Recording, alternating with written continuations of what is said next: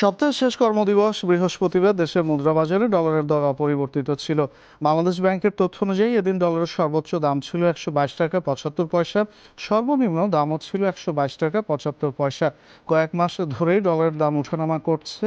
মধ্যপ্রাচ্য সংকট সহ বিভিন্ন কারণে 2 মাস ধরে বৈদেশিক মুদ্রার দর ওঠানামা করছে।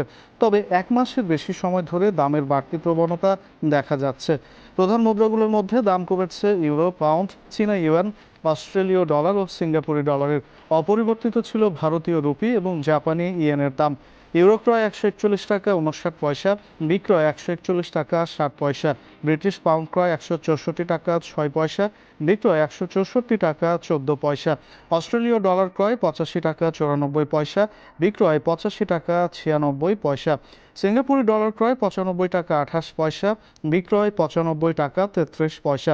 চীনা ইউয়ান বেচাকেনা হয়েছে 18 টাকা 9 পয়সায়, ভারতীয় রুপি 1 টাকা 28 পয়সা এবং জাপানি ইয়েন 76 পয়সায়।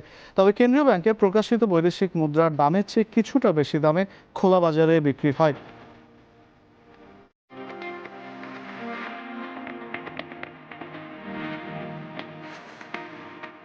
এদিকে দেশের বাজারে আবারও কমানো হয়েছে স্বর্ণের দাম।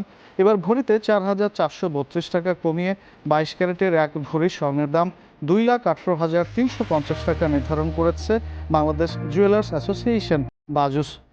নতুন দাম অনুযায়ী দেশের বাজারে প্রতি ভরি 22 ক্যারেটের স্বর্ণ বিক্রি হচ্ছে 2,18,350 টাকায়। এছাড়া 21 ক্যারেটের প্রতি ভরি 2,08,436 টাকা, 18 ক্যারেটের প্রতি ভরি 1,78,692 টাকা এবং সনাতন পদ্ধতির প্রতি ভরি স্বর্ণ বেচাকেনা হচ্ছে 1,45,508 টাকায়।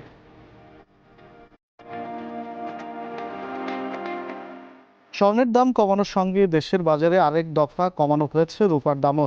ভরিতে 58 টাকা কমানোর পর 22 ক্যারেটের 1 ভরি রূপা বিক্রি হচ্ছে 4,841 টাকায়। এছাড়া 21 ক্যারেটের প্রতি ভরি 4,607 টাকা, 18 ক্যারেটের প্রতি ভরি 3,966 টাকা এবং সনাতন পদ্ধতির প্রতি ভরি রূপা বেচাকেনা হচ্ছে 2,974 টাকায়।